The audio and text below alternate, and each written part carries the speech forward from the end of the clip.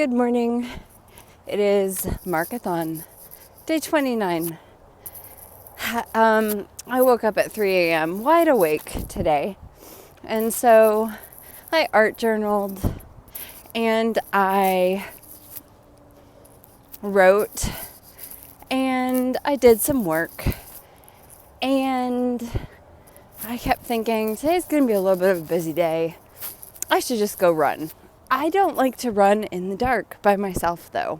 So I knew that I needed to just suck it up and do it if I was going to do it and not play games in my head with myself. I'll bargain with myself about things sometimes, but I just sucked it up and I did it. That's why it's dark.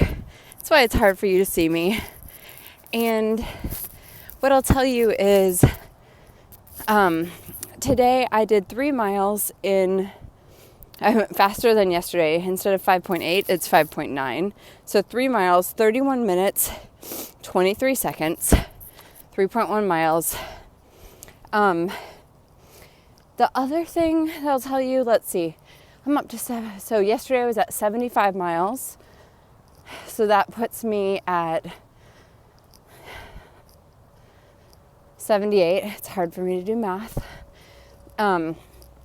So yeah. And this morning I saw the most glorious moon. I mean, it was yellow. It's full, like tonight, full. I mean, it was just hanging low in the sky. Glorious. I mean, it was worth it to be out in the dark by myself, walking, if not just for that moon. It made me want to keep it the biggest secret and tell it to everyone in the world. Today, when I was journaling, I was really thinking about what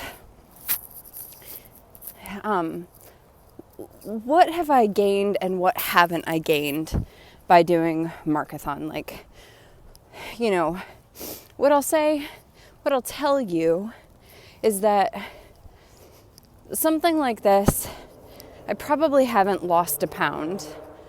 In fact, I might have even gained some pounds. I haven't become more successful. I haven't, everything in my life has not fallen magically into place because I'm doing this. But what I have gained is the confidence that if I tell myself I can do something, then I can do it. I have gained, that self-confidence piece. Like, when you make a resolve, when you resolve to do something and then you don't do it, those little promises that you make to yourself that you break, well, that erodes your confidence. It erodes your integrity with yourself. And when you follow through on something that you've promised yourself that you're going to do, it is so good for your self-confidence. And it makes you begin to believe that you can do what you say you're going to do, and you can do what you set your mind to do. I was also talking to a friend of mine yesterday, and I told her that I typically did not like to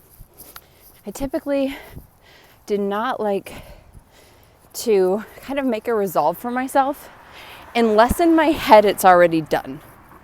So for example, at the beginning of Marcothon, I promised myself, I already saw it as done. Like, I already saw in my head, there's no excuses. Like, just believe you're going to do it and do it. The more you fight with yourself about doing it or not doing it, that's the problem. It's not the doing it that's the problem. It's all of the thoughts leading up to it. And those thoughts really matter. So if you're thinking about making a resolve with yourself to do something, already see it in your head as done. Already believe that you can do it. I think that's why that last goal of mine to do the marathon, I didn't want to tell you all about until I in my head believed I could do it. Now, the thing that would have overridden that is if I had thought that I was really doing physical harm to myself in some way that would keep me from being able to run in January, because good gracious, running is one of my biggest mental health tools. So I didn't want to do anything that could potentially hurt that or jeopardize that, because it's really important to me. So that's what I'm thinking about. And good gracious, I know I can show you, but it won't do it justice. The morning sky is just glorious. And yeah, that didn't do it justice. But it's glorious. It's got this glowing orange towards the buildings as it gets lighter, with the tree branches in the foreground and then the color behind it in the background. I just love that. So I got to see the most glorious moon this morning. I got to finish 3.1 a little bit faster than yesterday. And in my mind, given that I've had such a successful December, I'm thinking about what are my running goals? What are the commitments that I want to make to myself for January? I don't want to do this kind of mileage in January. I do want to keep up my running.